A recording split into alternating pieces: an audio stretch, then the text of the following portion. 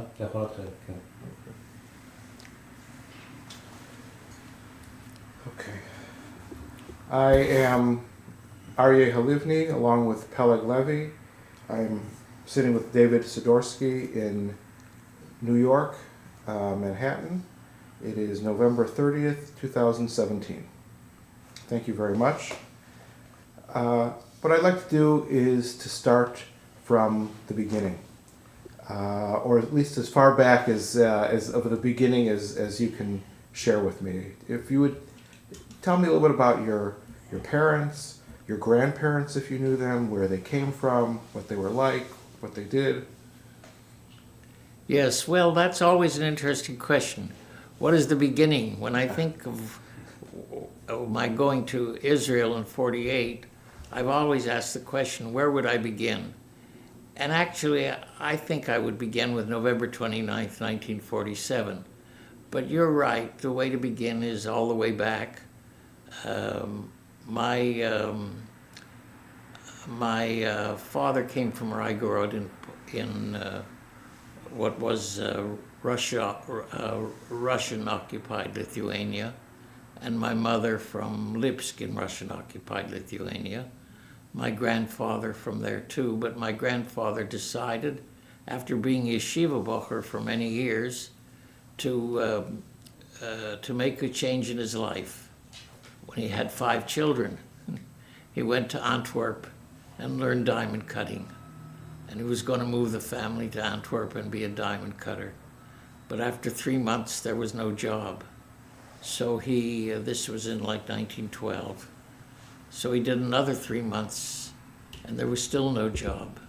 So it was go back to Lipsk, and the way of life they did, which was apparently connected to the timber business, but they were basically serving food and so on to the workers, or make a new break. He went to Liverpool, and he took the ship to Halifax, Nova Scotia in Canada in 1912. And on the boat he met a man named Epstein, and he knew diamonds, and Epstein knew something about jewelry, and they decided they would go to Calgary, Alberta, where Epstein had a brother, and open up jewelry stores. So they took the train from Halifax to Calgary. The reason they went to Calgary is Baron de Hirsch had made a Jewish farming settlement in Rumsey, Alberta, near Calgary. So Epstein had relatives in Rumsey, Alberta, actually, the farming settlement, and they went to Calgary, the nearest city there. Unfortunately, the war broke out before my grandfather could bring over his family, so they stayed in Europe, where the Germans occupied the town, and after that the Russians occupied the town, who accused the Jews of being collaborationists with the Germans and deported the whole city of Lipsk to Kortylyak, all the way in eastern Ukraine. Now it's interesting, this was a deportation as refugees in 1917, 1918, when the Russian Revolution was taking place, and in Ukraine, the civil war between the whites and the reds. As far as my family history occurs, my mother was married, and therefore my oldest brother was born in Kortylyak in the Ukraine in Passover 1918. They went back to their home, which now had become Poland under Pilsudski, and my sister was born in July 1920.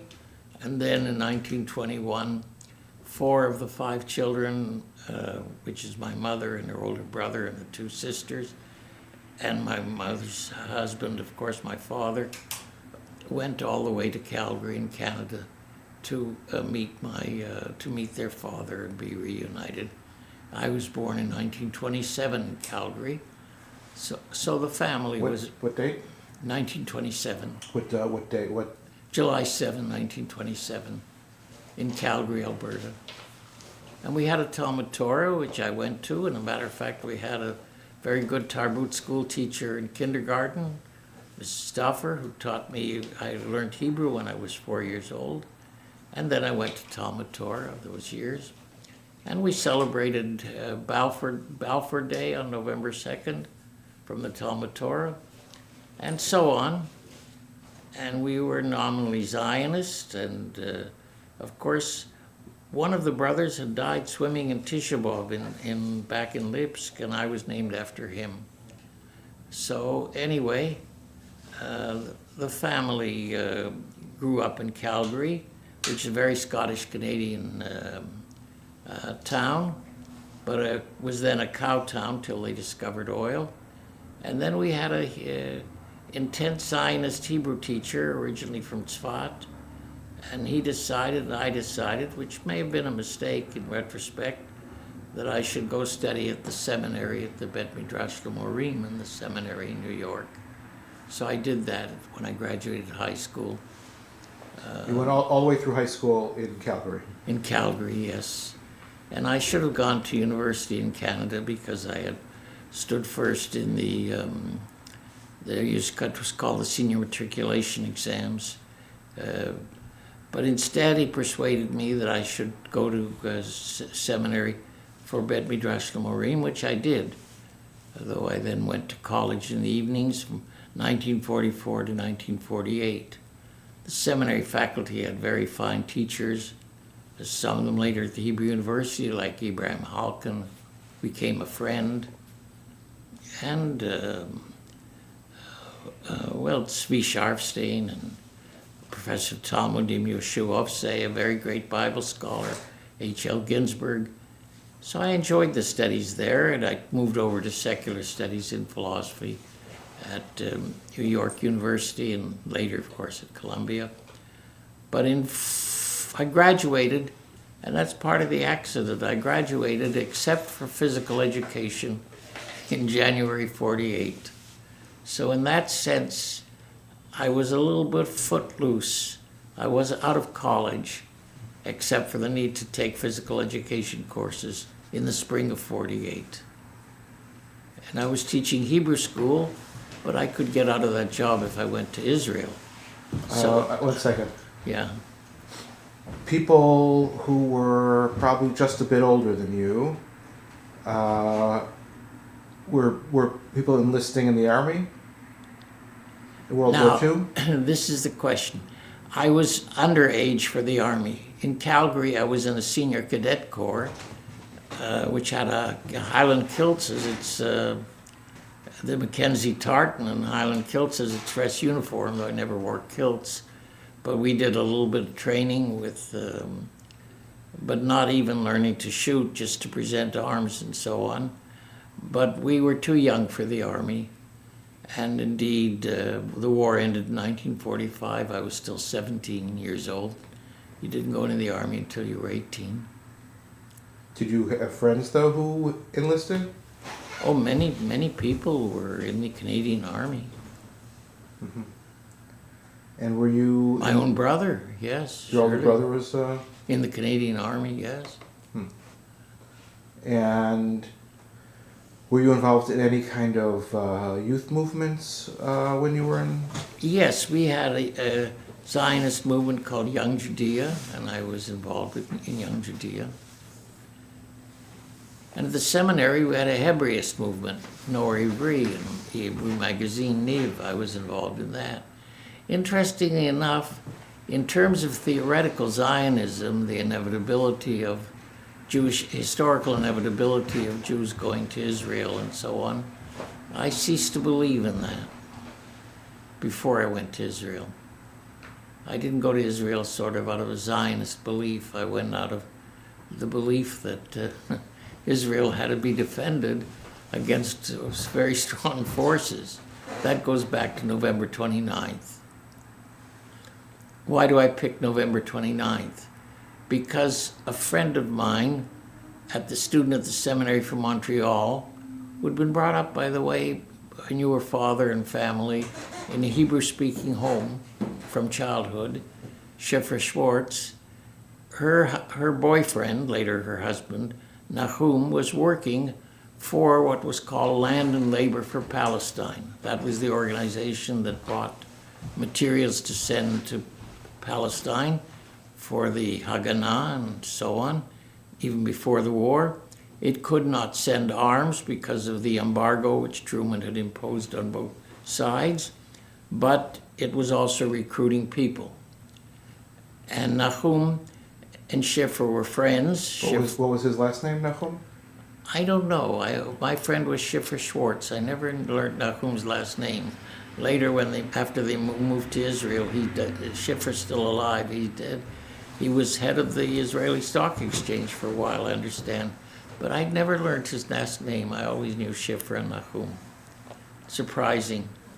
But anyway, they arranged for me to get a ticket to attend the General Assembly meeting in Lake Success on Saturday, November 29th, 1947. In Flushing Meadows? At Lake Success? No, actually the UN was at Flushing Meadow. The General Assembly met at Lake Success, not in Flushing Meadow itself.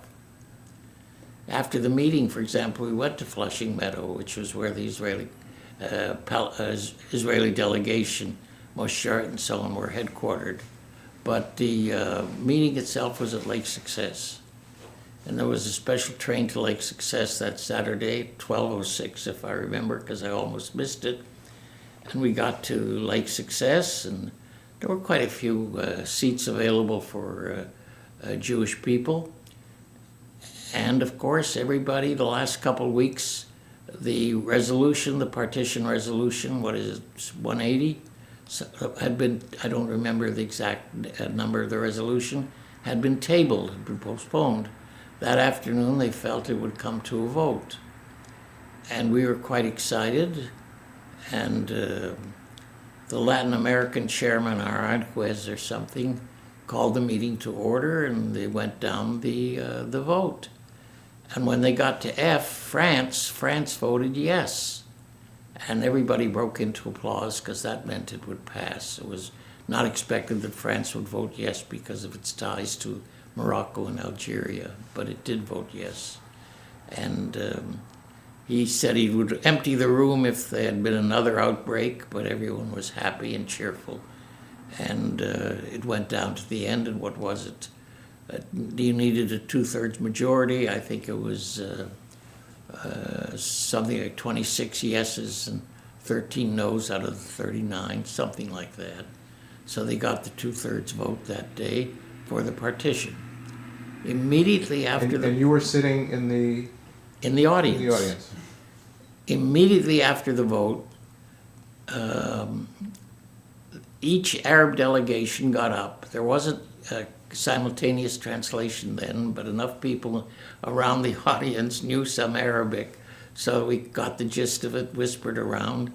Everyone got up and said, "This means war, this is outrageous," and so on. Saudi Arabia got up in his robes, and Egypt got up. Everyone got up and argued that this means war, and so on. So it was quite disturbing. But of course the audience, and of course many Jews in New York, Herb Gold, the novelist who was at Columbia then, told me he went out then and they danced all over. We went back to Flushing Meadow with, perhaps with Schiffer, I'm not sure. And then we went back to Manhattan, and there was dancing and cheerfulness all over because of the resolution. I remember seeing Moshe Shartok, who later became Moshe Sharet, smiling very strongly at the end of the vote, at the or of course the side that was to become Israel. It was then the Palestinian Jewish delegation was present. So it was a very exciting day. Did you see Abba Eban? I didn't see Abba Eban. I don't know. In 47, he did, of course, carry the weight later. He didn't speak that day anyway. So what did you do afterwards? Did you Nothing. I went back. Did you celebrate, or? We celebrated a little bit that evening, but then, I was still, that term was my last term in college. I had exams in December, January. Life went on. But that was a very important turning point for me, because I think there I really sort of thought, that's where I began, the idea began that I should volunteer, even though I had no military background.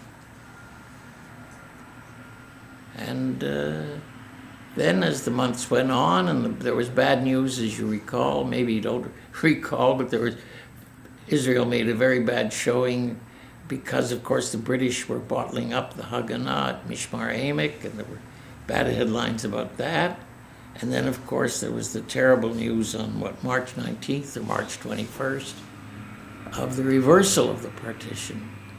And the United States refusing. General George Marshall had spoken to Truman, as you know, that Israel would lose a war. There would be a war which Israel would lose. And Truman, therefore, had reversed himself and spoken for a trusteeship. The trusteeship was up in the air, and everything was left very confused. And at that time, there was Land and Labor for Palestine that I knew about, and they had an office in the Hotel Martinique, which is a very French neoclassic hotel for some reason, a sort of oddity in which Land and Labor had an apartment. And I went there, and they did it all hush-hush. There was actually, of course, no violation of the law in volunteering and going to Israel.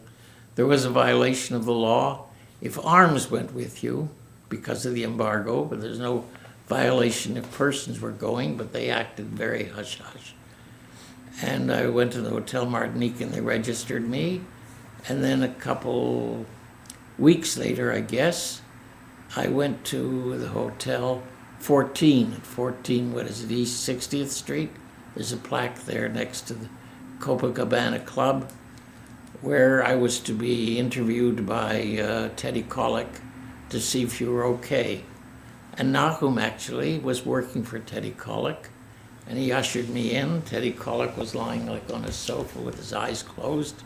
And he opened up his eyes and looked at me and shook his head. And that was the interview, and I was okay. And then I was going to go to Israel, but we didn't know when. The boat named the Marine Carp was leaving about every 5 weeks. And actually I had friends who left on the April sailing, or the late March, April sailing. I knew people who were going for Habonim, the labor Zionist movement, to go for kibbutz. People who were going for Shomer Tzair, to go for what they called the fifth group of Shomer Tzair that eventually settled in Sasa. And so I visited them. Actually, I saw the Marine Carp off that time. And then the announcement, I got the word that I was to go on May the 4th. So I bought a duffel bag and some other stuff. Wherever I went to buy stuff, they offered me a gun or something, which I couldn't take. And we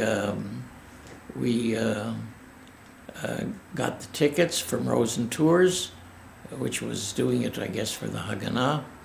And we went on May the 4th, 48, on the Marine Carp to sail to Haifa. This was the problem. We were going on a visa valid for one journey to Palestine, as that picture I showed you says in my passport. The idea was we would leave on May the 4th. I don't know whether the visa was correct or not, or whether it was a forgery or some other fake. It wouldn't matter, because we would arrive on May the 17th or the 18th, and Israel was to be declared on May the 15th.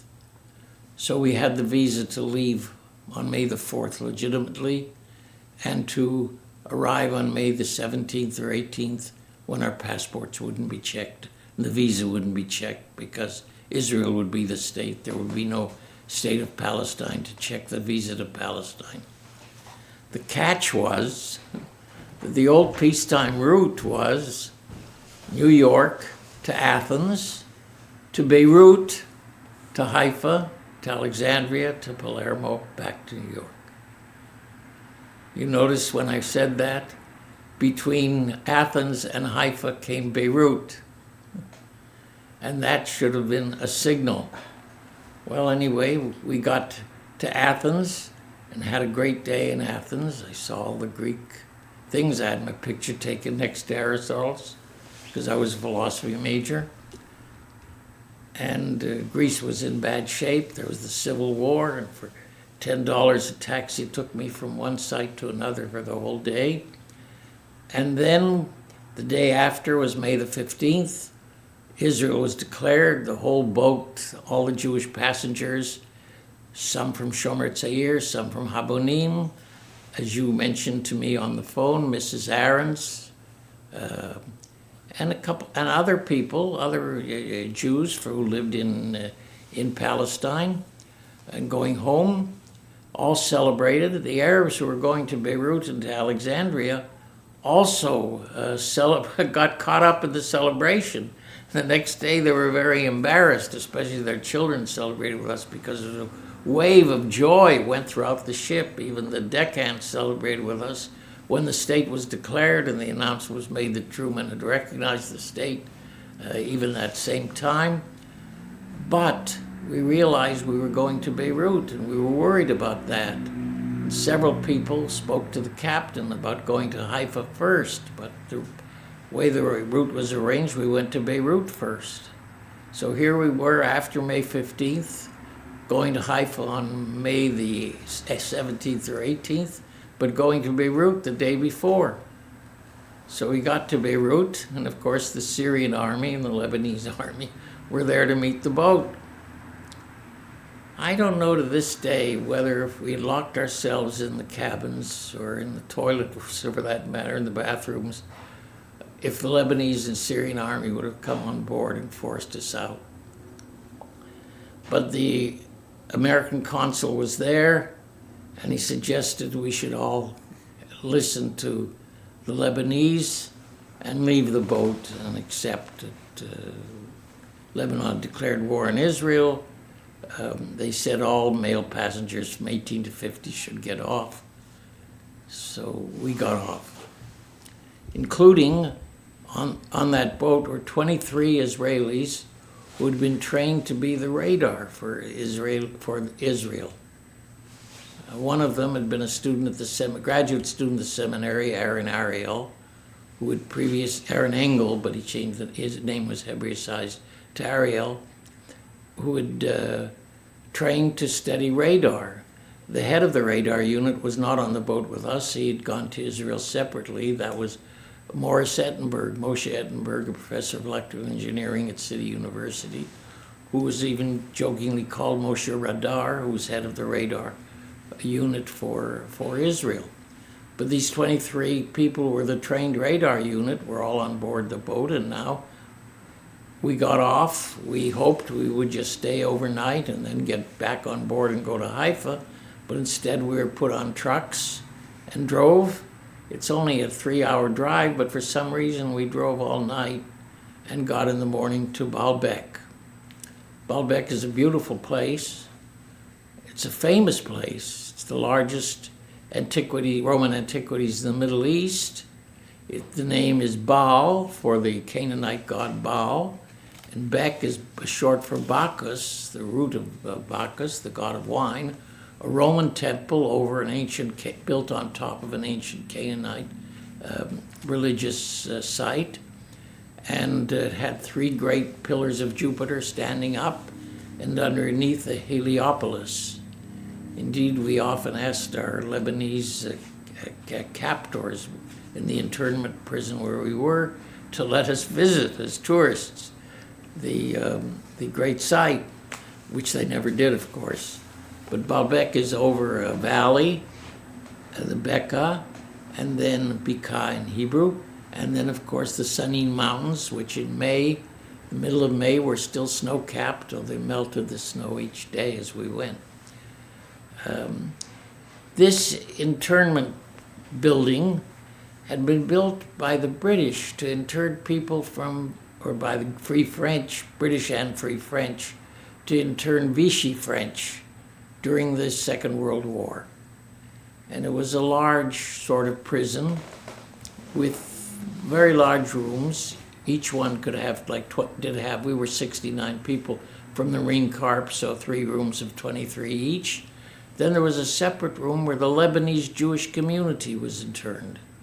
At least the leaders of the community, not the whole community, the leaders of the community, the men leaders of the community. And then there was a separate, smaller room where the leaders of the communist parties of Lebanon, Palestine, and Syria were interned. Why? Because the Soviet Union had supported the partition program, and the Arab communist leaders all supported the partition program. So they were interned as being pro-Israel while Lebanon went to war against Israel. Their leader was Emil Toma, an Oxford-educated a Greek Orthodox Arab person from Nazareth. Later he was on the city council in Israel from Nazareth. And Emil Toma had a seminar in Marx there and so on. And then a few other people, the Maronite bishop of Lebanon was interned for being too indifferent, as a Christian, too indifferent to the war. One Syrian Arab who had apparently traded with the Israelis or accused of helping the Israelis crossed over between Lebanon and Israel and back was interned. And one Jewish fellow who had sailed his boat into Lebanese waters was interned. And we were well treated. We were visited by the doctors from the American University of Beirut. We were visited by newspaper people from a Denver paper, I recall, and another paper in the Midwest. And we were given goat cheese, very nice goat cheese, fresh neighborhood goat cheese, jibna, for breakfast. We were given rice and fasulia, rice and beans, for lunch. So they decided to go on hunger strike. This is taking a long time. And as a result, they gave in to us and gave us hummus and tahina instead for as a food. The Lebanese Jewish community, which included a wealthy person like Safra, not the Safra who became the famous banker, he was then only 14 years old, but his father. But at any rate, wealthy Jewish businessmen from Lebanon, they bought their own food from the restaurant in Baalbek. After we went on hunger strike, the communists went on hunger strike and got better food too. And then there were 3 Palestinians who were interned. One was Faris. There was a leader of the Haifa trade union named Sami Tai, who was willing to discuss binationalism with the Ikhud party, the binationalist supporters in pre-war Israel and Palestine. That was a party of Judah Magnus and Ernst Simon and Hugo Bergman and Gershon Scholem that believed in binationalism, Aaron Cohn, that believed in binationalism. And he was assassinated, Sami Tai. His number 2 man was this man Faris, who was interned for being pro-Israel. There was also a fellow who had worked on a Shomer Tzair kibbutz. I remember Faris and him well. I can't remember the third person. They spoke Hebrew they spoke a very decent Hebrew, and we could speak with them. They then went on a hunger strike after we had successfully gone on hunger strike, and the Arab communists had successfully gone on hunger strike. They were beaten black, blue, and orange. Somehow they were beaten so bad that the blood came out a little bit. I remember looking at Faris and seeing black, blue, and orange, that they dared to go on hunger strike because they were viewed as too pro-Israel. Hello. Okay, yeah, go ahead. Well, we were interned there for 6 weeks. The Marine Corps went to Haifa and let the other passengers, the women and the older people off. Wait, the women had been held also? No, the women were let continue they were only men from 18 to 50. So the women continued right away? And the boat went on from Beirut to Haifa, landed in Haifa like it was supposed to on May the 17th or the 18th, and the women got off. One of them, Roberta Hodes, still alive in her 90s. I went to her 90th birthday. Others, none of the other women I've seen.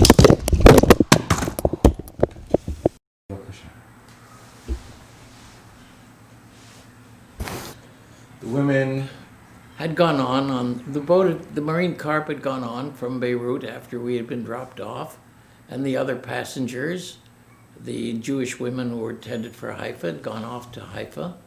The boat then with the Arabs who had gone on to Alexandria went to Alexandria. But we were left in Baalbek. There are perhaps three other vignettes from Baalbek that might be of interest for the record. One was that Shavuot came during our stay in Baalbek, during those 6 weeks between May the 16th or 17th, probably May the 17th, and June the 30th, which is as long as we stayed there. Shavuot came one of those days, and rather than keep everybody up in these 23 persons to a large room, we asked for a smaller room, which the communists usually used to study Marxism under Emil Thoma. And it's very interesting, so they felt they wanted to do the tikkun, the staying up all night to study the Torah on the night of Shavuot in that room. And amazingly, here the communists were interned because they were supporting Israel, because they were following communist support for Israel at that time. They protested so bitterly that their room where they studied Marx should be used for, even though for all-night study when nobody else would be in it, should be used for the study of the Torah. Emil Thoma went and complained bitterly to the captors, to the jailers, that this is an outrage, that this was that they shouldn't allow them to stay. But they did allow us. And we all joined with the Orthodox Jews, even those of us who weren't Orthodox, to insist that we should have the room for the Tikkun Leil Shavuot, for the study for the night of Shavuot, and we were granted it, and they studied that whole night through. That's one vignette I remember. Another vignette which was nice is when we felt we were going out, there was a big debate because the theory was that the Americans would be allowed to leave, or the Canadians. The British consul had visited us on behalf of Canada, visited me. I think there were 2 other Canadians interned there. We met with him. The Israelis might be forced to stay. So it was a question, should refuse to leave unless the Israelis left with us. In the event, of course, everybody on the boat was allowed to leave together. Come to that in a moment. The vignette is the concert that was held, partly in recognition that we were going to go, I think. It was organized by Oded Berla, the son of the Israeli novelist Yehuda Berla, Palestinian Hebrew novelist Yehuda Berla. His son was interned with us. And Shabtai Tevet, who was then Sabi Tabachnik, who was later Ben Gurion's biographer, Shabtai Tevet. The 2 of them wrote a script, and one of the Lebanese Jewish people, actually a person from Harbin to Beirut, played the violin with a very famous Yiddish, what should one say, classic type of Yiddish song, Shtetl Bells, my home little village of bells, and it was a nice party night in Baalbek. As I say, according to Daniel Doron, who was interned there were 2 young people. Doron was only 18 or 17, and Danny Chabas, who was also involved relative to an Israeli journalist.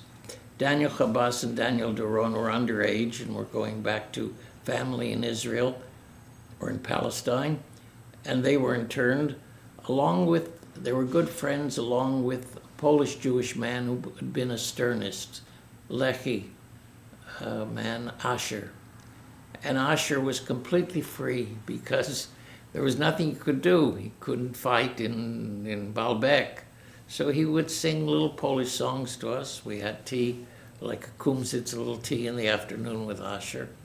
When Asher finally got to Israel, he discovered that his wife had been tortured by the British, or his girlfriend, his Chavira, had been tortured by the British. He volunteered to go to the Negev, and he was killed. I remember Aaron Ariel showed me the poster on the wall in Jerusalem that put up by Lechy, by the sternest, Lochmei Cherut Israel, Fighters for Israel Freedoms, they call themselves, that Asher had died in the Negev. He was interned with us and very carefree during the 6 weeks in Baalbek. Daniel Doron, the who went on to be a An academic in An academic, and then head of the Center for Economic Progress in Israel, the Yeah. free market in Israel, and still lives in just outside Jerusalem. Yeah. and he was with you also in that. He was interned then. He was 18 years old. I was 20. And there was a little Kumsitz group of Daniel Doron, Danny Chabas, and Asher, the sternist, and myself. They had tea and songs from Asher, Polish songs from Asher on the afternoon in Baalbek. And so have remained friends with Daniel Doron through all those years. And Asher unfortunately died in the Negev in the winter of 48. Now, Why did they let you go? Doron says that a relative of his spoke to Truman and said, what sort of thing is this that a two-bit country like Lebanon should take people off an American boat? And that in his presence, in Cohn's presence, Doron's relative, Truman picked up the phone and told the State Department they must get them out, or else. I don't know whether that's true, but the idea was it was a violation of international shipping for them to go to take people off an American boat which had passengers going from New York to Haifa, regularly ticketed on regular American passports and visas, Israelis or Americans or Canadians. There was a violation and they protested. And so they let us go on condition that we not go to Israel. Now we didn't agree to the conditions, but the boat did. So the boat went from Beirut, we were lined up and we all got off, and we went on board the Marine Carp on its next trip round, but it went from Beirut and skipped Haifa and went to Alexandria. But in Alexandria we stayed in the port all day while the passengers for Egypt got on and off, and then we went to Palermo. In Palermo, about 10 people managed to sneak off. I didn't manage to sneak off. I did ask. I had a tooth cap that was improperly put on. So I showed that to the captain and asked for permission to go see a dentist in Palermo. And they granted it to me. They sent a guard with me, and they took away my passport, and I went to see the dentist in Palermo. The dentist was Dr. Rossi. I think he may have been Jewish. Anyway, he fixed the tooth. Meanwhile, the guard said I had my passport. I had nowhere to go, but of course I went to the train station. And we went to Naples. And in Naples, we met the Jewish community, and there was no way of doing anything. We went to Rome. And in Rome, there was an interesting situation. Firstly, they were very afraid because the Canadian aces, Buzz Burling and a French-Canadian man, had flown out of Rome to Palestine to volunteer, and the plane had blown up just the week before. So they were very worried because every single night, Jews who had survived the camps, Sobibor or other camps, Auschwitz, I guess even, other terrible camps, Buchenwald and so on, were coming to Rome, and they chartered planes and flew them to Haifa the next day. But in order to do that, you had to have a passport. I didn't have a passport or any laissez-passer. Those who had sneaked off the boat with their passports were flown right away to Israel now, at Haifa. But Anatole Rappaport, another fellow myself, stayed in Rome for a few days. Anatole Rappaport even had his father, who was a Jewish educator, I.B. Rappaport, come to Rome to visit him. I was put up in the headquarters, in what was the headquarters of the Gestapo in Rome that had been turned over by the Italian government for Jewish refugees. It was a nice little townhouse. And the shaliach, who was a Shomer Tzair shaliach, a redhead, so they named him Gingy. It's Israeli slang, obviously, for redheads. Looked after, was my sort of contact. And a few days later, they got me a Romanian laissez-passer under the name of David Kempinski, a carpenter from Bucharest. And so I was ready to fly with all the other people who were flying every night from the camps. It bothered me that they called that Giyus. We were Mitnadvim Chutzlaarts, volunteers from overseas. They were called the draft from overseas because they were stateless Jews. But of course they were volunteers also. They were mostly Farbissene Menschen, as they say. They were uptight. But we got on the plane. An interesting vignette, which is really quite wonderful in its way. As I got to go on board the plane, the guard for the Italian visa section who checked my laissez-passer was a Romanian. And he spoke to me in Romanian, you know, how are you, so on, which was very difficult. Genji swore under his breath, what are we going to do here? But I just spoke Yiddish to him and said I was, I don't know whether he understood me or not, I was left Bucharest as an infant because of troubles in Yiddish. And they weren't anxious to keep you in Italy. They would let you go to, wanted to get you out of the country anyway, so I got on board the plane and we flew to Haifa the next day. When did you so when was that? When did you finally make it to Israel? That was about July the 10th. Wow, it's a long July time. 10th or 12th. June 30th, we'd gotten out of Lebanon. About 6 weeks, actually. One guy always said it was 40 days and 40 nights. We figured out from about May 17th to June 30th. And then there was a guy named Avraham who didn't know anything about Jews, but had become Orthodox and joined a kibbutz. Anyway, he said to me once, 40 days and 40 nights, miracle. Anyway, we got out, and and then I was in getting to Rome, and then in Rome, I was in Rome about a week. I remember I went to see the movie For Whom the Bell Tolls, and dubbed in Italian, and I saw Dvorak's New World Symphony at St. Cecilia's Academy one afternoon. So I had a pleasant time in Rome, actually. And then when they had my laissez-passer ready as Kempinski, I got on board and went to Israel. It was about July the 10th or 11th, because I remember my birthday, July 7th, I was still in Rome. So we got to Haifa, and we had a very nice breakfast in Haifa from a very nice volunteer waitress whom I later met on the street and recognized, and I took her to the Philharmonic anyway. And we spent the night at the sleeping at the Technion.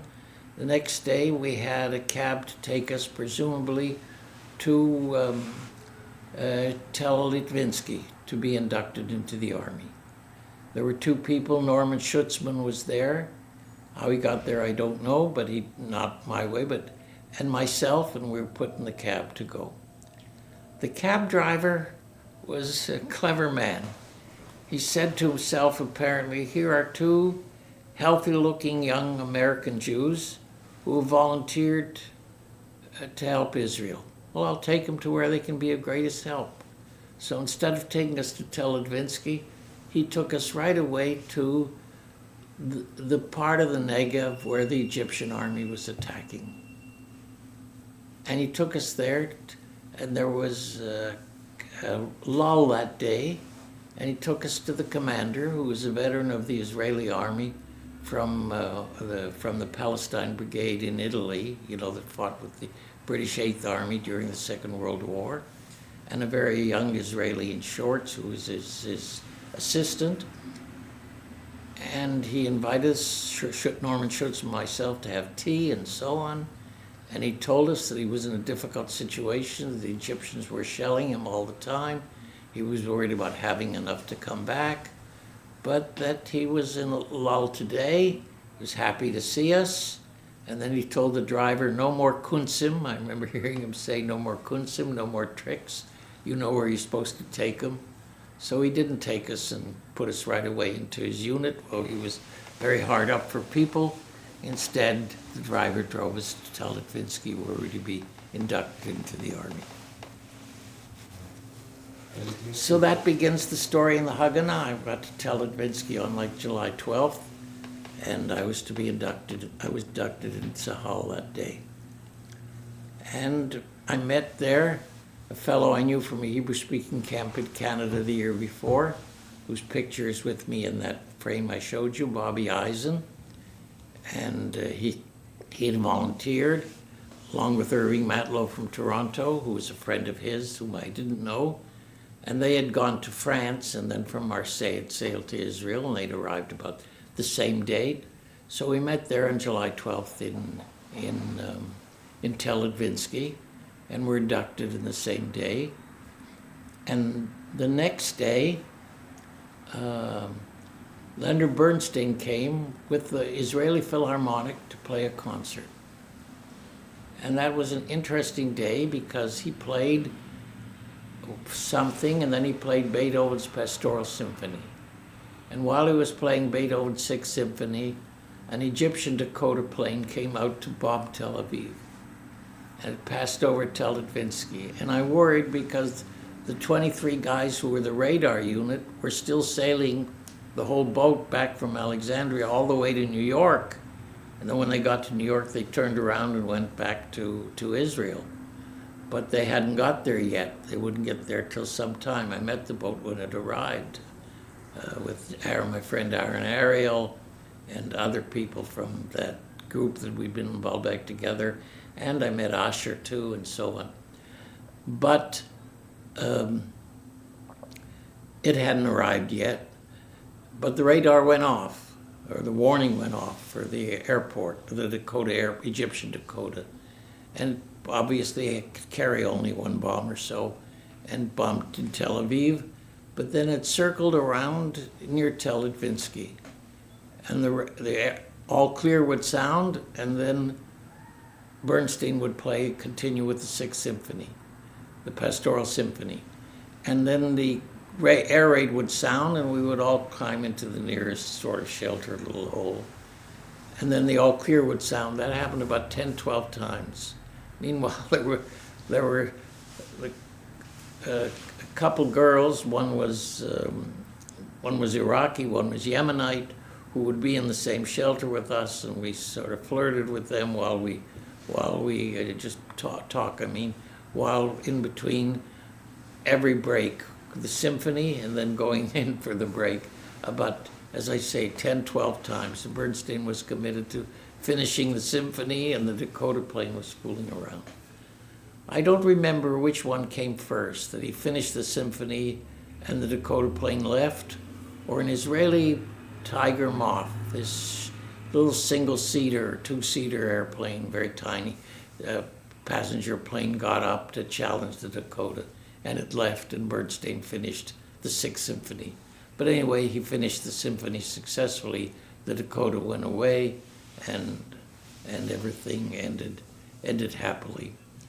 I was interviewed. The fellow even said, "Oh, you have a good Hebraist background. You should be a cultural officer." But the next day, we all went to Nesher.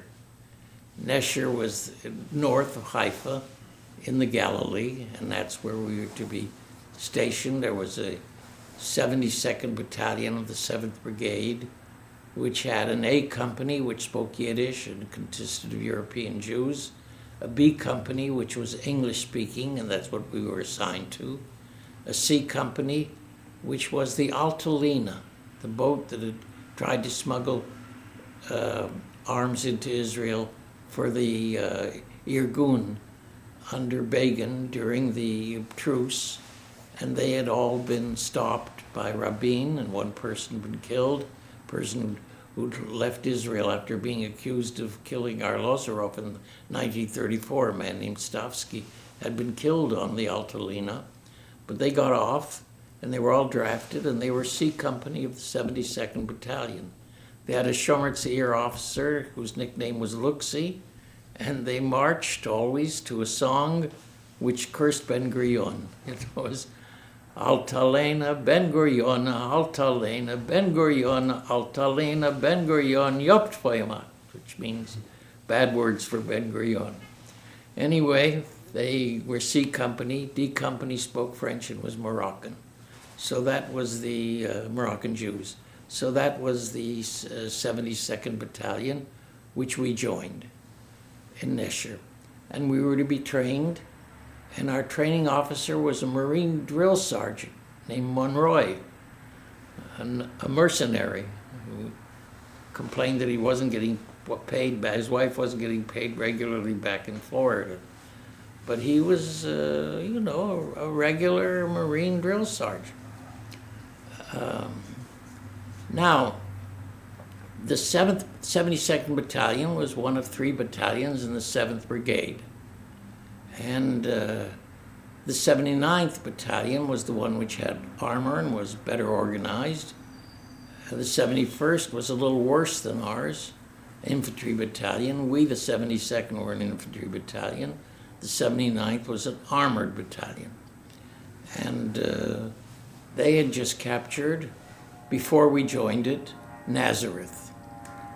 Nazareth had been occupied by the army that functioned in the north along with the Lebanese army. Should explain, in the north, facing Israel, were 3. At the northwest was the Syrian army that had penetrated kibbutzim in the northwest. In the north, straight north, was the Lebanese army that had gone into parts of their villages in the Galilee. But there's also a 3rd army, the army of, which was called the Liberation of Palestine or something, Tahrir al-Palestine, Tahrir meaning liberation. And that army was run by Fawzi al-Khawji. He was the military leader under the Mufti between 36 and 39 in the Arab riots against the Jews between 1936 and 39. And apparently, I'm not sure of this, but I believe he'd gone to Berlin with the Mufti during the war. And he came back, just the Mufti had come back, he'd gone to Egypt, but Fawzi al-Khawji came to organize this army of liberation, and he was in the Galilee. And his army had occupied Christian Arab Nazareth. And the 7th Brigade had liberated Nazareth, and Fawzi al-Khawji had gone from there to headquarters in the Arab village of Tarshiha. But he'd been chased out of Nazareth. And we joined right after the capture of Nazareth. We joined the 72nd Battalion, the 7th Brigade, right after the capture of Nazareth. And we'd been told, I hadn't witnessed it myself, we'd been told that the Arabs in Nazareth welcomed the Haganah with flowers. They were so happy to get rid of Fawzi al-Khawji. We were also told that there had been looting of guns and grenades in Nazareth. This was an interesting thing. The 3 of us, my Canadian friend from Camp Mossad in Canada, Robert Eisen, his friend Irving Matlow, and myself were 3 close friends already. And the 3 of us were together, and Irving Matlow knew Ben Dunkelman, who'd been a Canadian leader of a tank unit from D-Day in June 1944, all the way to the war. Ben Dunkelman. Ben Dunkelman was in the Israeli army now, and he'd been appointed head of the 79th Battalion, the armored battalion. And he was a friend of Irving Matlow. And the 3 of us, Bobby Eisen, Irving Matlow, and myself, met with Ben Dunkelman. And he said to us, well, you're nice, straight Canadian boys. There's been looting of the arms that were left behind in Nazareth. So I want you to make an inventory of the arms, and I'll give the 3 of you leave. So we wrote a little chit that we had leave when we finished the arms from that night till 8 o'clock or 8:30 the next morning. So we had to count all the arms. So we counted the arms. There were 2 machine guns and 17 rifles and 6 grenades, something like that. I'm making up those numbers, but it was small numbers like that. And we counted it and we put it all aside, and we went on leave into Haifa. We went to Haifa. We went down where the English used to go, to the port part of Haifa. And we went into a bar there, and there were nice Sephardic Jewish girls, And they told us that they were girls who used to deal with the British Army leaving the port. They weren't used to, and that they had bought bullets from the British soldiers for 8 prutot, 8 cents a bullet. And that was that hard up for arms that they had cajoled the British soldiers to sell them the bullets before they left Palestine for 8 cents a bullet. And we were there, but we had no place to sleep. So of course we went back to the camp about 2 a.m. And we still had leave till 8 a.m. And about 3 a.m., Monroe, the Marine drill sergeant, I still hadn't made up my bed. I had 3 boards and I had to get a palliasse, a straw mattress to put on it. He kicked up the board in my bed to wake me up. And he said something very vague like a platoon has been captured or missing and you have to go and save it. So Matlow said to him, you know, we're supposed to be trained. We don't know how to shoot. We don't know how to shoot. Monroe said to him, it's your country, not mine. Which Matlow got very angry at. Monroe saying to him, it's your country, not mine. So he started arguing with him, but Monroe had a fixed smile. You know, and it was true. He was a mercenary. It's your country, not mine. But I've often wondered, why did they tell Monroe this crazy story about some missing platoon? And I figured it out. The truce, the next truce, during those days when we were at Telagvinsky, there were the 10 days of war. That's when Nazareth was recaptured. That's when Lydda was captured. We were on the bus to Tel Aviv, and at the Lydda crossroads, we met someone who told us Lydda had been captured. He was carrying a chicken home from Lydda. He'd been in the Battle of Lydda. Lydda was recaptured. The Israelis who had been on the defensive everywhere, even in Egypt, certainly in Egypt, much more against Jordan, like in Lydda, certainly against in the Galilee, where now Nazareth was recaptured, had turned from the defense to the offensive during those 10 days of war, when Nazareth, Lydda, and even some parts of the Negev had turned the other way around. So they had wanted to follow up. Pause for 1 second. Please continue. Go ahead.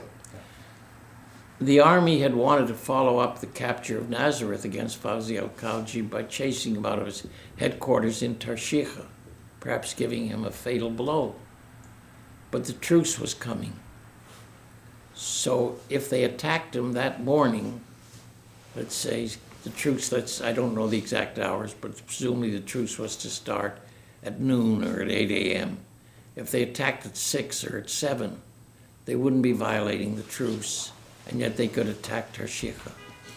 They didn't want to tell a mercenary Monroe that they were doing this because clearly they were on the borderline of violating the truce. So they didn't tell him the reason we were moving.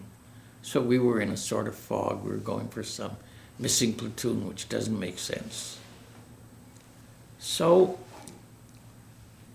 we all had a line up to get ready to go. We didn't know where. The story of the missing platoon is silly.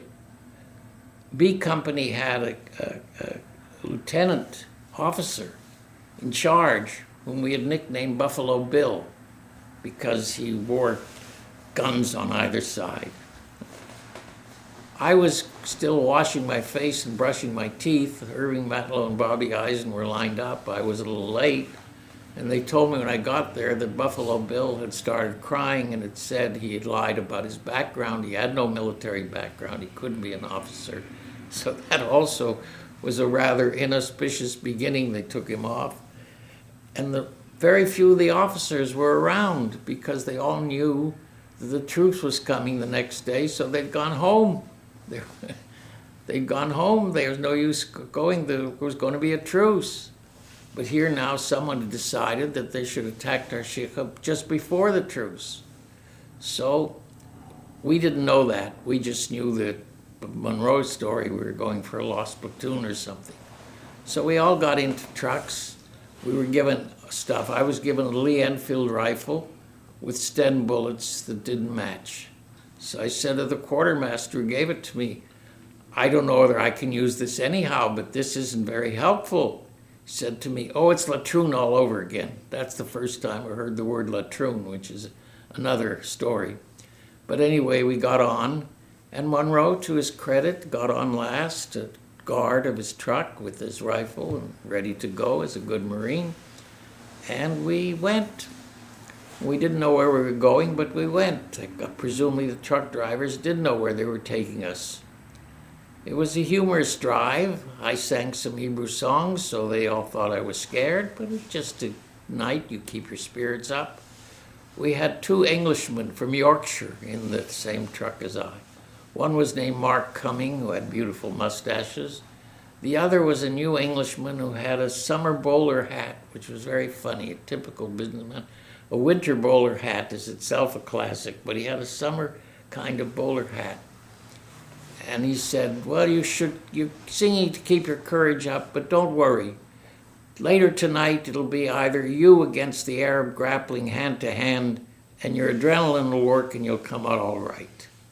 So I said to him humorously, my God, we don't know where we're going yet. We don't know, maybe we'll only be a side show. Maybe we'll be from a distance. You've got me already grappling hand to hand. I'm not so sure I'm a good grappler hand to hand.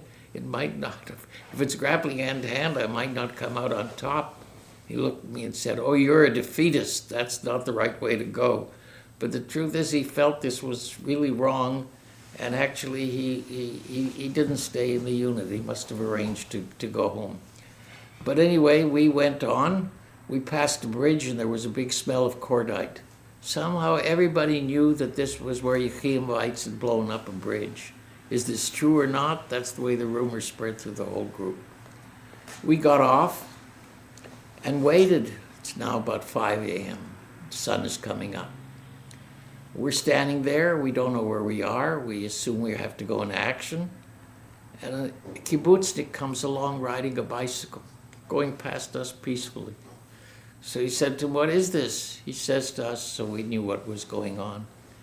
No, the kibbutz has been told a plane is going to drop bombs on Tarshiha, and after that you're going to attack it. So we knew what we were doing. But there were very few officers around.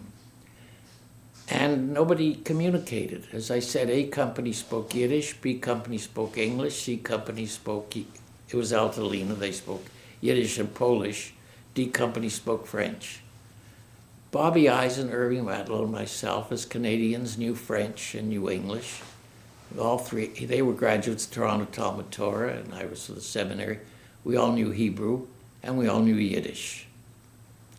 So we started running messages between A company, B company, C and D company.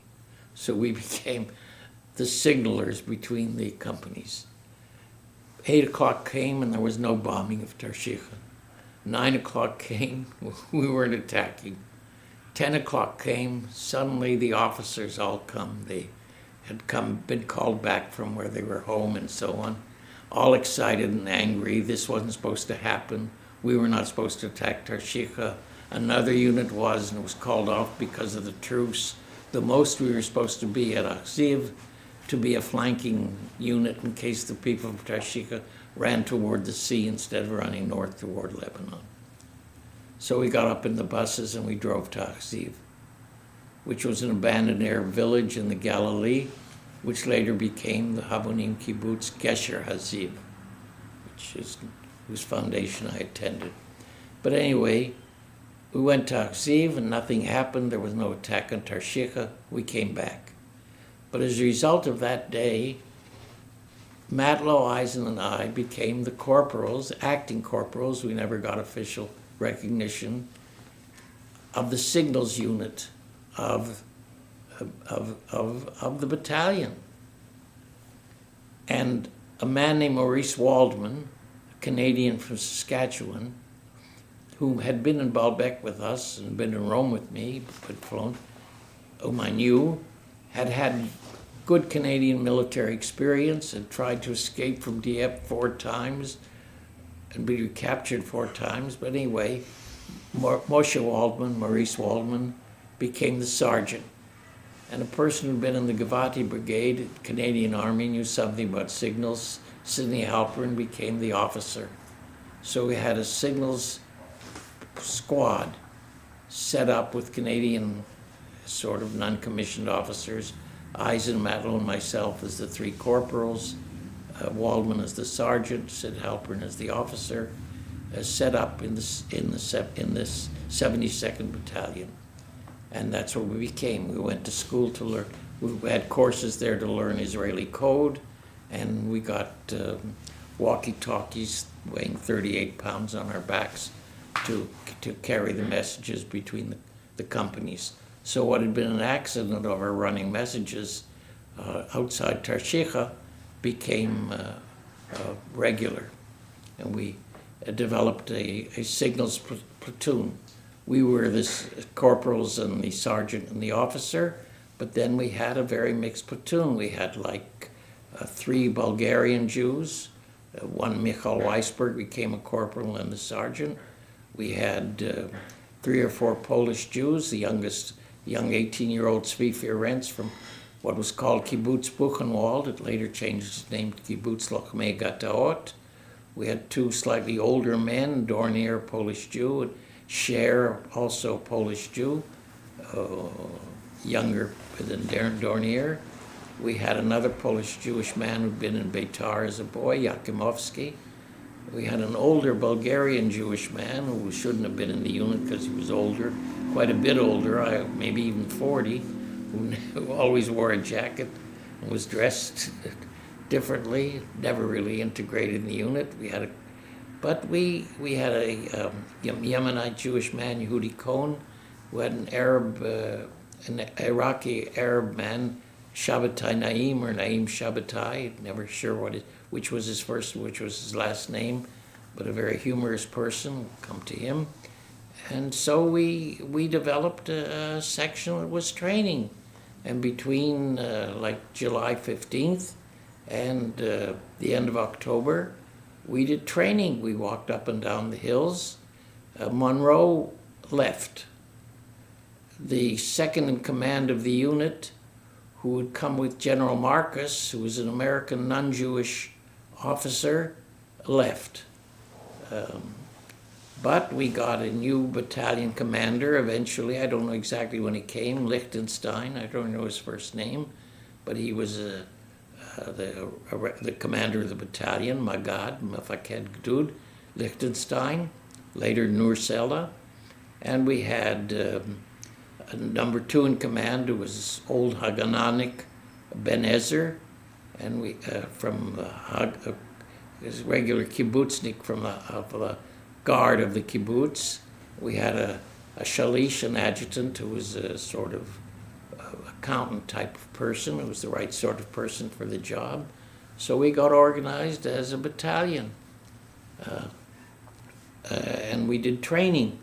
And we had a fellow named, I think his nickname was Booby, I never called him that, Friedman, who was a very lovely man, and he replaced Monroe as our official trainer, with another Englishman, real Englishman, not a Jew, David Apple, who was the other trainer.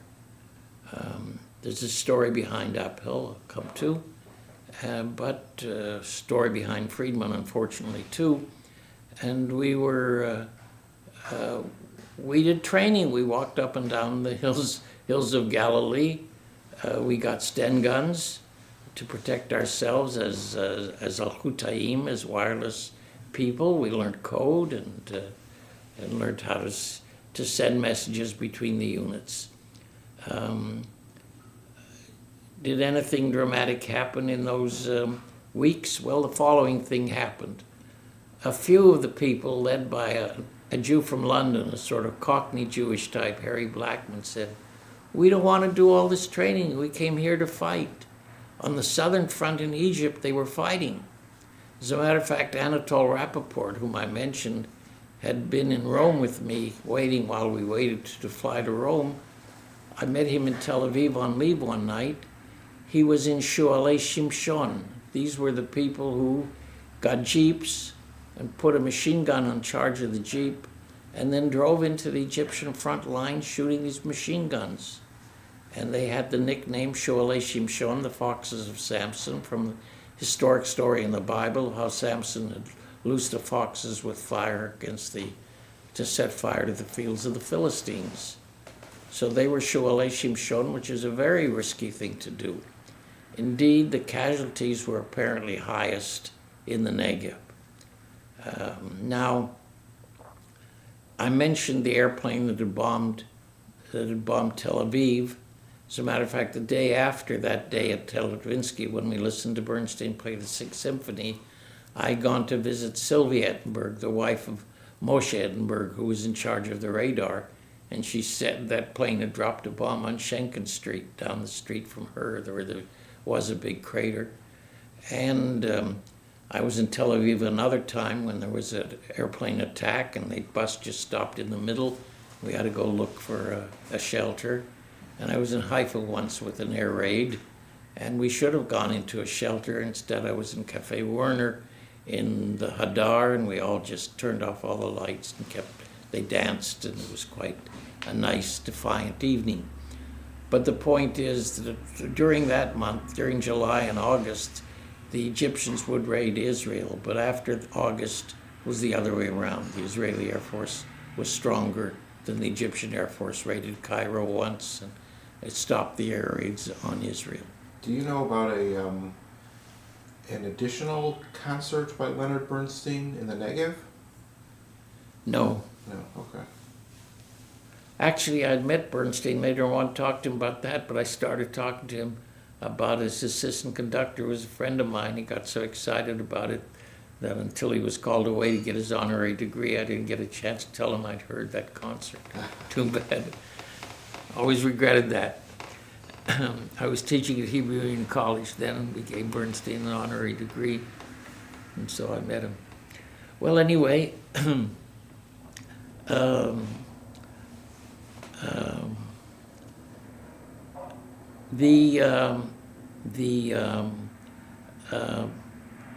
training went on. Harry Blackman and others said they wanted to go fight in the Negev. And they should have just, I think, said, you want to go? Please go. You'll do good well there. But Ben Ezer was a kibbutznik. You had to listen to do what was best for the community. So he drew a line and said, no, you're in this unit. You should stay in this unit. So they fought back, and they were disruptive. So he organized a court-martial. So they were to be court-martialed for wanting to volunteer to go in the Negev, which was very humorous. There were about 4 of them, and they didn't know Hebrew, and the court-martial presumably was to be in Hebrew. So I was the Hebraiest of the unit, though Bobby Eisen's Hebrew was also very good. But so they asked me to be the translator. So every morning, Ben Ezer would he was the court-martial, he's one of the judges. He's the accuser and judge. There were 2 other judges, and they had a defense. And went to Stella Maris, that's the church in Haifa, Star of the Sea, church in the eastern part of Haifa, overlooking the waters. And we went there, and that was the Israeli court-martial, I believe. It's probably, though we weren't the first, there was something on the board before us that we heard. It's probably the first court-martial in Israeli military history. The court-martial before us that we overheard was a Yemenite young man who had only gone to grade 1, lived in the Tikva section of Tel Aviv, which is the Yemenite area, and had been ordered to bring some pails of water or something to the unit, and had not done it, was being court-martialed, and he was getting off because the judges were very angry with the officer who hadn't instead instructed him properly and shown the proper understanding of his background instead, and simply ordered him, and when he had disobeyed, brought him up for court-martial. So that was the court-martial before us.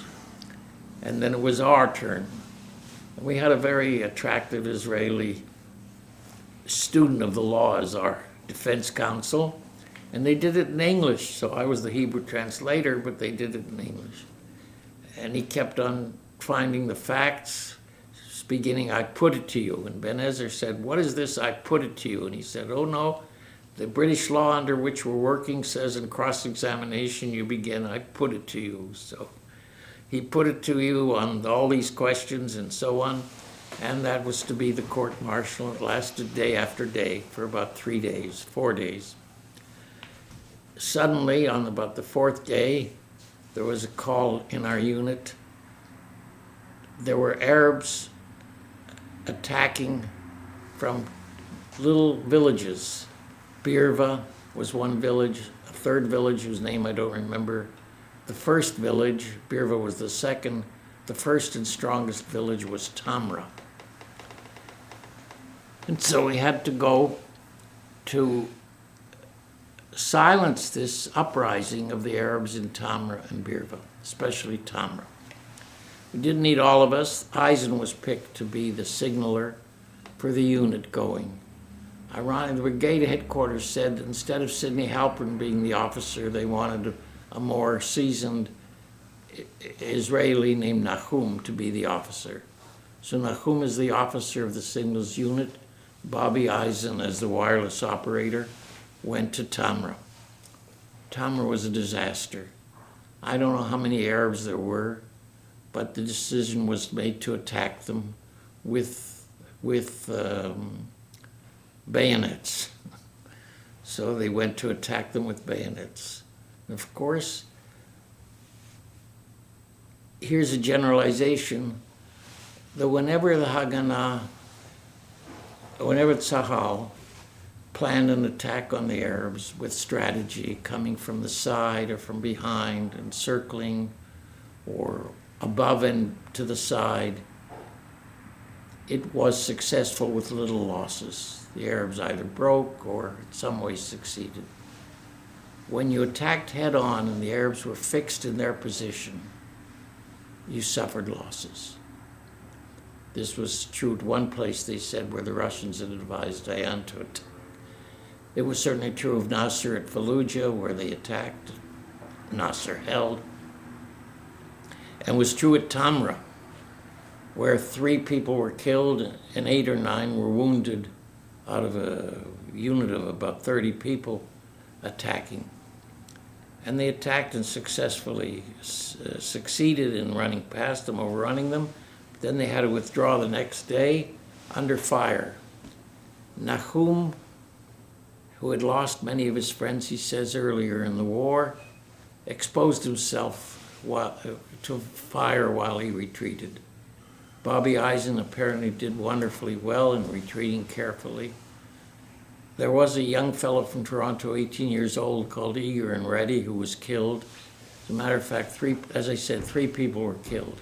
I was in signals. I was not at Tamra, so I was back in the unit at Nesher, and I had to send out the messages of 3 dead. The young boy from Toronto to the brigade headquarters with his family in Toronto, the 18-year-old boy. The other fellow, who was son of German rabbi, would move to London and volunteered the Haganah to London. And the third person didn't have a single relative. Either he never had a single relative in the world, or he hadn't told his family he was volunteering from Israel, which was probably the more likely. So there was no one to notify of his death at all, which upset me very, very much. Anyway, one of the persons... Do you remember his name? No, I don't remember the names of all 3 of them. They called the first guy Ready and Eager and Ready or something. One of them, they were officially entered in the record, of course. One of them, Sussman, I think, was wounded and went back to South Africa. He was a very attractive young man, apparently from a very wealthy family. They say they bought him a car and paraded around Cape Town. Of the 8 wounded. But anyway, that immediately ended the decision by the 4 guys that they must go join the unit in Egypt. They said, no, we've seen action, we'll go with the unit, we'll see action again. Ben Ezer then said, okay, we'll call off the court-martial. The court-martial ended by agreement, Harry Blackman, the London Cockney, and the other 3 fellows then did training with the unit, and we kept on training through. Tomer was in August, actually, the end of August. We kept on training through September and October. End of October, well, somewhere in there, somewhere in that time, we were sent to Elon, Kibbutz Elon, which is just past Nahariya, almost in the Lebanese border. And we were explained, that we were told that our unit was going, the 72nd Battalion, was going to attack from Elon to Ikrit, the nearest Arab village, and then Tarbicha, the next Arab village, to Sasa. And then units from the east would go from Tzfat all the way to Sasa, and we would join up at Sasa. So that was the plan, and we were ready to attack from Elon, where we had a very young woman who is a hard-working kibbutznik in charge. She was the wireless operator of Kibbutz Elon, stranded way up there in northern Galilee. And her lovely skin that had been dried out by overwork in the sun. And she was the wireless operator who connected with us, the 3 of us, working toward going to attack Ikrit Tarbicha to Sasa. And then I don't know why the attack was called off. I believe it was because of the assassination of Bernadotte.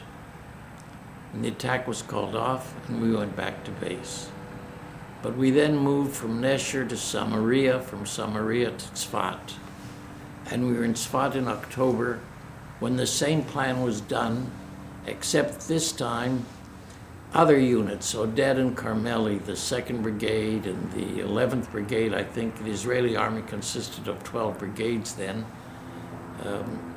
So I think number 2 was Oded and number 11 was Carmeli. Maybe I'm wrong, number 9 is Carmeli. The 7th Brigade was ours, and we were attacked from Tzfat to Miron, and I remember the places, then to Safsaf, then to Jish, which is in Hebrew Gush Chalav, after the famous Israeli warrior in the revolt of which either 70 AD or Bar Kokhba, but the Arab town was called Jish, then to Kafr Birin, which is a Christian village of Kfar Biram, then to Sasa, then on to Nabati in Lebanon. That was our route. But we were to, it's the northern route. Somebody was to go from Elon to Ikrit to Tarbicha to Sasa. Oded and Carmeli units were to do that. And we were to go to Miron and then on to, as I said, to Safsaf Jish, Kafr Birin, and Sasa. So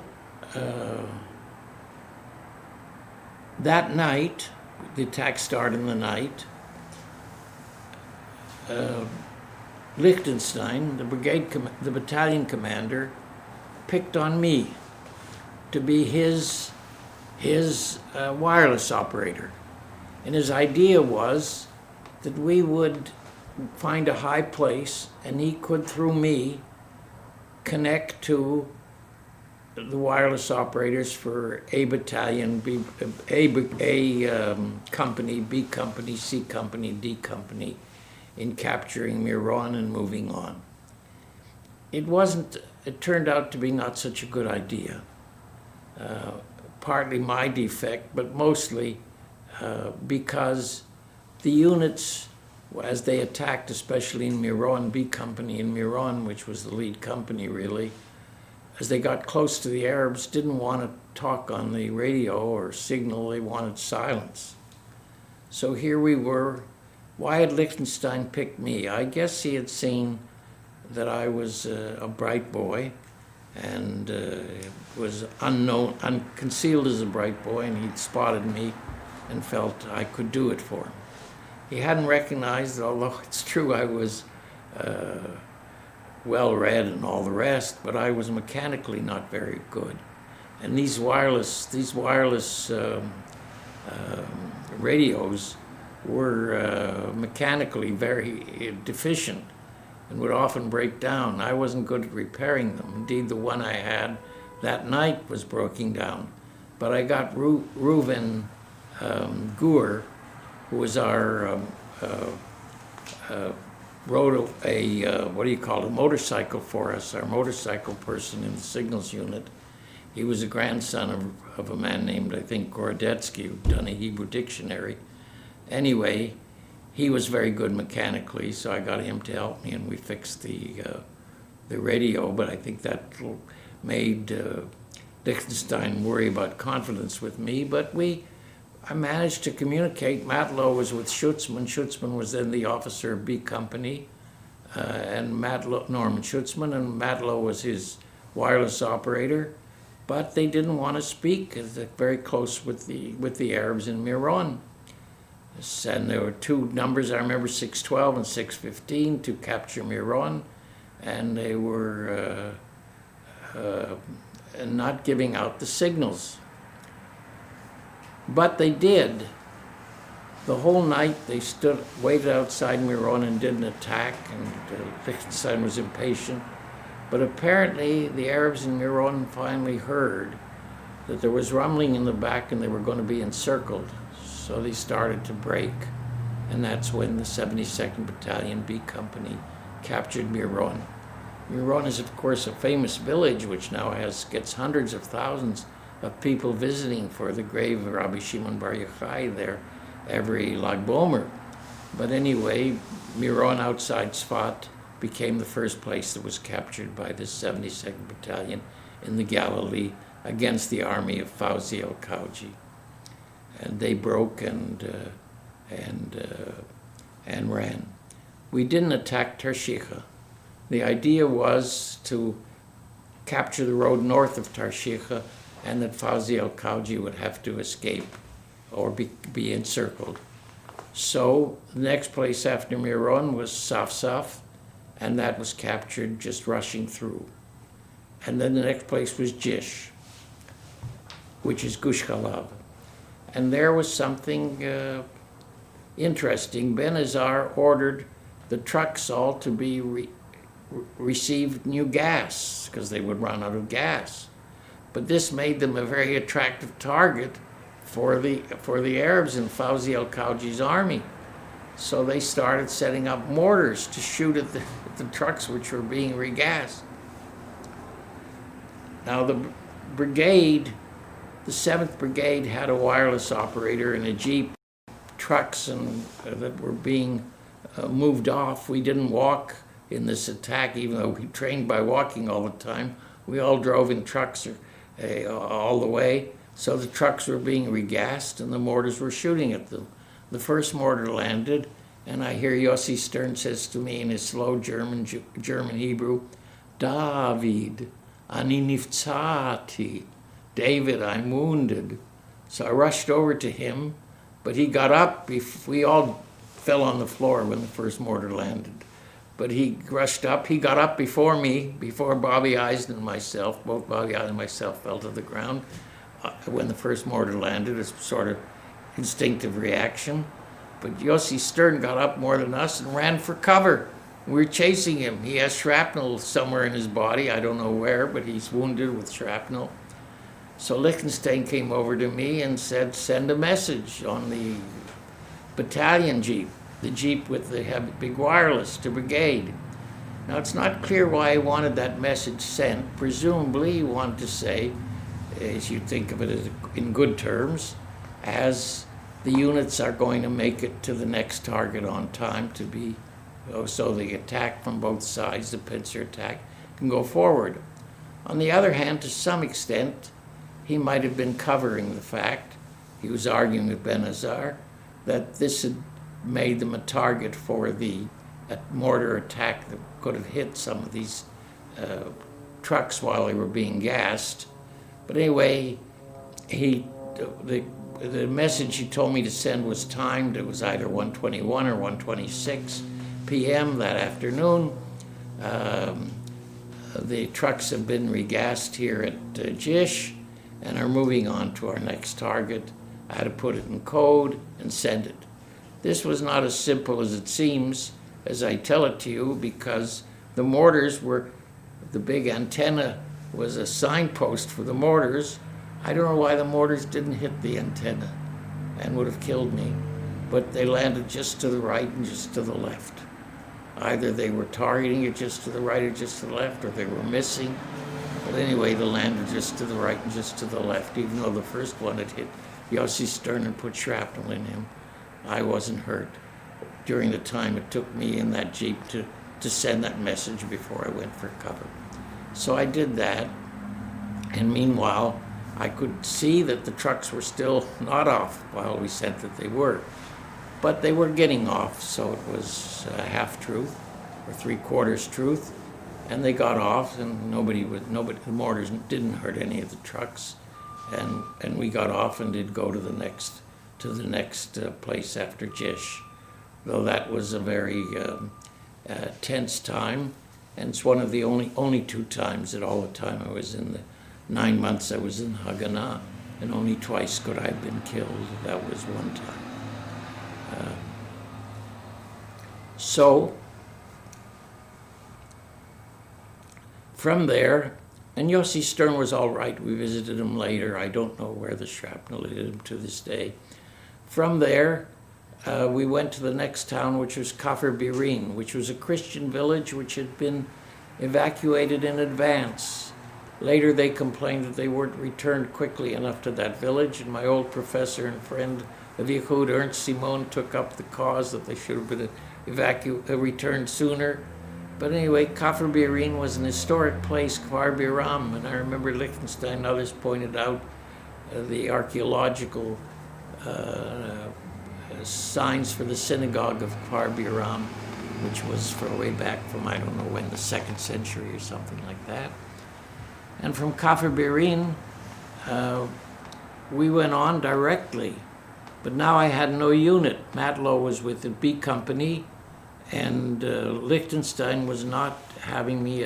I was no longer his wireless operator, because he saw it was more effective for him to simply drive and check up from one unit to another, not to use the wireless from A Company to B Company, C Company, D Company, and not to use wireless between them, though we were in wireless connection with the various units. But Matlow was with Schutzman in B Company now. I know where Eisen was, but I just was on a truck. Indeed, I was one fewer than 10 people to get into Sasa, which was the pincer unit point where you went from Elon, Ikrit, and Tarbicha to Sasa, and from Tzfat Miron, Jish, Kafr Birin to Sasa. And that was the center point. And we understand that Fauzi al-Kauji, I was like, as I say, within the first 10 people to get into Sasa, but Fauzi al-Kauji had gotten ahead about 2 hours before us in his Cadillac and had driven into Lebanon. So he hadn't been captured. He'd left Tarshiha. Tarshiha was never attacked. He just abandoned it and went on. Tarshiha later became Ma'alot, and there was an attack at Tarshiha in which Schiffer Schwartz's sister's husband was wounded. Anyway, the point here was we didn't stop at Sasa, which later became a kibbutz, a very successful kibbutz of Shomer Tzair, with a big American contingent. We went on to Nabatea in Lebanon. That was as far as we went. In Nabatea, the Lebanese army counterattacked. They didn't do much, but I was on top of a bus with a bigger wireless operator communicating below where the B Company was with Matlow and Schutzman, and Booby Friedman, the person who trained us. And apparently Schutzman had asked Booby Friedman to look at the map with him, and while he was doing that, he was shot and killed. I don't know, something happened to Schutzman then too. Matlow knows the story, I don't know the details, but Matlow and Schutzman, he withdrew then successfully. Matlow and Schutzman withdrew, but Booby Friedman was killed. That was extremely sad because he was the guy who had trained us very nicely. And I remember whenever I used to crawl for him. Your behind would be lifted up. He would always pat me on behind to make me go flat. For years later, whenever I had a garden in my home in the country, and I would plant rhododendrons, and I would have to crawl flat under the rhododendron leaves to mulch them, I would always think of Booby Friedman every time I had to lie flat. Indeed, he was from a very wealthy family that was active in the electric company, and months later, I and David Appel, the sergeant who had also trained us, were invited to his home.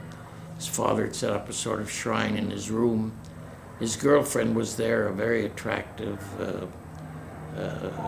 woman, and I heard she later married Abba Hushi, the mayor of Haifa. But anyway, the reason I was invited was because my Hebrew was so recognizably traditional. The reason David Appel was invited, turned out, was because he'd been a military policeman in Germany who had been moved by the camps to help the Jews and come to Israel, and he perhaps had helped in stealing the tank for the Israeli army, and he'd been a trainer for us, later trained the paratroopers, then went back to England. So Friedman was killed. That was one of the, apart from the 3 deaths at Tamra, that was another death of a person I had known. There was only one more later in my whole experience. All 10 people died in the operation, which was called King Hiram of Tyre, to recapture the Galilee, which had now been successfully done. We had gone from Tzfat to Sasa. The others had gone, as I said, from Elon to Sasa. The entire Galilee, both the part which under the partition plan was to belong to Israel and the part which was outside, were now part of Israel. And it took about 4 days. The 5th day we were in Nabatea, where Friedman was killed, as I said, and then we withdrew from Nabatea in Lebanon and went back to our base in Tzfat. And that was the big action that we had seen, Mivtza Hiram. Of the 9 months, those 5 days were the only 5 days we were really in action. After that, we were sent to the Syrian front, and there were 3 places on the Syrian border under the Golan Heights that we were stationed as signal units to protect the wiring along the way and to signal. And that was at Kibbutz Machanayim, which was right on the border, and a place called Dardara, which later became Gadot, and a place called Hulata. But I wasn't in Hulata or Dardara, I was in Machanayim. It was a kibbutz which was having a hard time. The name Machanayim is symbolic. It's, of course, biblically, it's the place where Jacob came back from Aramea, from Syria, to Israel. And the first place where he meets Esau as he enters the land is Machanayim. So this is the first place after you leave Syria on the border to Israel is Machanayim. So it's on the border between Syria and Israel. It was a kibbutz that still didn't have paved sidewalks. It had mud, boats everywhere. But we were happy there. We were in little mishlatim, as they called it, little outposts. Had 5 people under my command, so to speak. I was an acting corporal.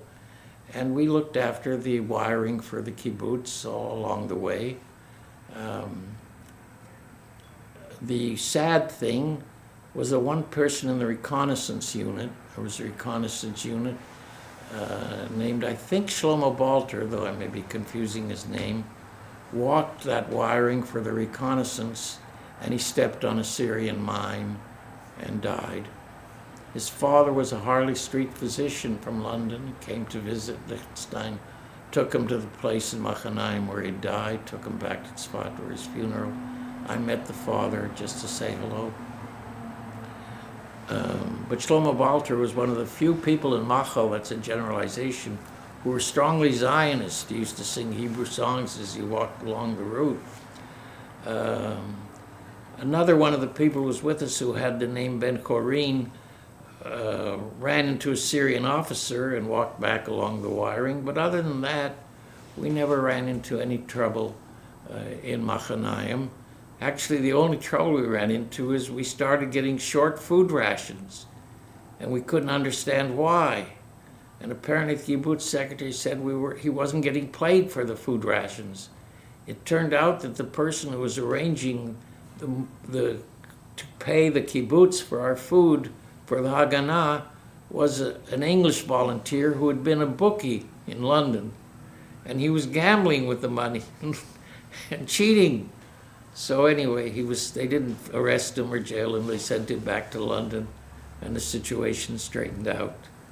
But that does imply some of the people in Macho were complicated type of fortune hunters. But most of the people, of course, whether they were Jews, like the people of Levy and Baalbek, who had very little Hebrew background but were good volunteers, like a man named Alpert in the 79th and Victor Hoffer, Alpert from Riverhead, Victor Hoffer from Bath Beach in Brooklyn. We had in the reconnaissance unit a man named George Brodsky, who had fought in the American Army from D-Day on, who knew nothing about his Jewishness, but nonetheless was a very good reconnaissance soldier. So it was a complicated group, the Machel group. I was lucky in the sense of very good Hebraist friends like Matlow and Eisen. Indeed, Eisen's father visited him while we were in the Army from Toronto. And Matlow's mother, who was president of Pioneer Women of Canada, visited him and cooked a meal for us on a Primus stove in Machanayim while we were still in the Army. So we had a reasonably good social time. And that was, we then decided when the Syrian truce was signed, the Lebanese truce was signed, the Egyptian truce was signed, the Jordanian truce had not been signed yet, that we would ask to leave. Because when we went back to our unit, there was a new sergeant major. They started to demand uniforms. They started to ask that our shoes be polished, that we line up, that we do everything correctly. They were organizing the army for regular army units. And the war was over. So we went in, Eisen, Matlow, and myself. Liechtenstein said, yes, we're right, shook our hands, and we left. Sid Halpern said we should wait for the Jordanian truce. There might be an attack on Jordan. There was rumor of an attack on Jordan. Moriel Baron told me that he had done reconnaissance at Qalqilia for a possible attack on Jordan. But later on I met Walter Eitan, who had negotiated the truce with Abdullah, and he told me that it was always took so long because Abdullah was very stubborn about any place which had any place in Hashemite history, but didn't matter, was willing to give way on any issue where the Israelis felt strongly about it. And he negotiated the truce with Abdullah, but it was the last truce to be negotiated. But anyway, I left after the truces with Syria, with Lebanon, and with Egypt had been signed, and I spent Passover in Jerusalem with the family of Aaron Ariel, who I said had gone into the radar unit, whom I knew from New York. His father was inspector of schools for the Mizrahi. His brother was in the Israeli, the secrets, the Israeli intelligence. Later he was ambassador to Turkey. David Ariel, but they changed the name from Engel to Ariel. But Aaron Ariel, I spent Passover with him and with Professor Ernst Simon, who had been a leader of Ichud, the binationalist Israeli party, and under Judah Magnus, whom I met in New York. It's an interesting discussion. Finkelstein, the head of the seminary, invited me to meet Magnus, who felt that the declaration of the war was wrong, that a precondition for Zionist success was to get acceptance from the Arabs, and therefore Ben-Gurion should hold off declaring the state until he could get Arab acceptance. And this was Magnus's argument, which I thought was absurd, but very decent man. Anyway, Simon said to me, don't go home to Canada now. The Hebrew University is opening up in 5 rented rooms in Terra Sancta. go see Poznansky, the academic secretary. So I did, and he said, well, for every month you're in the Army, I'll give you a room and tuition. So I went, they gave me room and tuition, and starting in Passover, April or May, through September, I attended a special session of the Hebrew University, which opened up then, with wonderful teachers, some of whom had come out of retirement, Hugo Bergman in philosophy, Simcha Saf in history of Hebrew literature, great names. Sholem was in Europe, but Tishby taught Kabbalah, other great names, Kasuto taught Bible, just wonderful people, wonderful teachers. And then September 15th, term ended, I went to Europe and then back to Canada.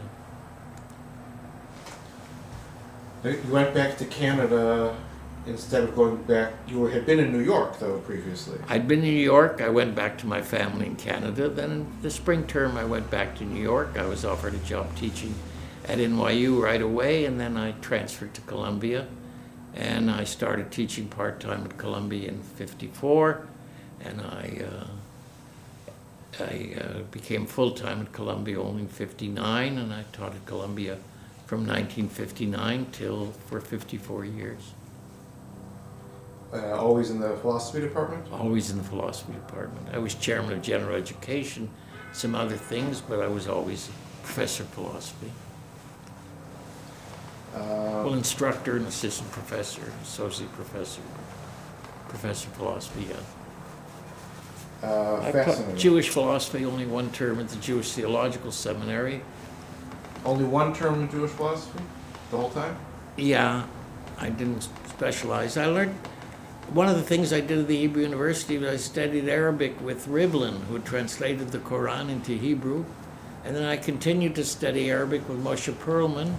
I got to where I could read Judeo-Arabic. I never read Maimonides, but I read some other Judeo-Arabic texts. I never read Maimonides in Judeo-Arabic, I mean, but I read other texts. But I never taught Jewish philosophy. I did teach Maimonides in the course in philosophy of literature because of Maimonides' use of metaphor and interpreting the Bible. I taught some Jewish thought in Hebrew Union College. I was editor of the Reconstructionist for 2 years, but basically my field was always philosophy at Columbia. Professor Chertoff, did you know? There, of course, I studied Talmud with Professor Chertoff at the seminary. Seminary. Yeah, and his sons were, of course, Gershon Chertoff in Elizabeth, New Jersey, whom I knew, and then his younger son, Mordecai, who'd been in Israel and then worked in the Herzl Press for many, many years. And the Chertoff sister, I didn't know. She was president of Junior Hadassah, though. Mm-hmm. What Yes, about... I had a Passover Seder one night at the Chertoff family. Oh, yeah? Yeah. They invited me when I was a student, because I didn't go home to Calgary for Passover, so they invited us over. What about Borowski? Did you know that name? Bernard Borowski? Yeah, No. maybe. What was his first name? I don't know. He was also, wasn't he Hebraist? No, there's different ones. Yes, I didn't know him. That Borowski. There was a Borowski who was in the Histadrut Ivrit. I later became president of the Histadrut Ivrit for a couple of years, yeah. Yes, I didn't know him. Okay. One question I didn't ask earlier was, what did your parents think about the fact that you were doing this? Well, they were upset. Fortunately, I'd been in New York. I left from New York. If I had to leave from Calgary, which I guess 10 people did, 3 were in Israel before. There were 9 people did apart from myself, and 3 were in Israel before. There were 13 Machelniks from Calgary. They would have been very upset, but I spoke to them before I left, and they sort of expected it from me. Uh-huh. My brother-in-law expected it from me, and so on. Looking back, do you have any regrets? Anything you would have done differently in terms of this whole path? Well, I did see Teddy Kollek once, and I said to him, that was a very terrible thing to send that whole group, including the radar unit, on May the 4th to land up in Beirut. You could have sent us straight to France, like the Canadians did, and we would have gone from Marseille to Israel after May 15th. He just smiled. Didn't answer me. One of the things that we're thinking about is just how you see the role or the significance of North Americans in this story of the founding of Israel. And do you think people know about it? Do you think people ought to know about it? You know, any closing thoughts on that? Well, that's interesting. There was a meeting of the American, the Jewish Historical Society. They had the group down on the American Jewish Historical Society meets somebody else, and they wanted to set up an archive on Machal.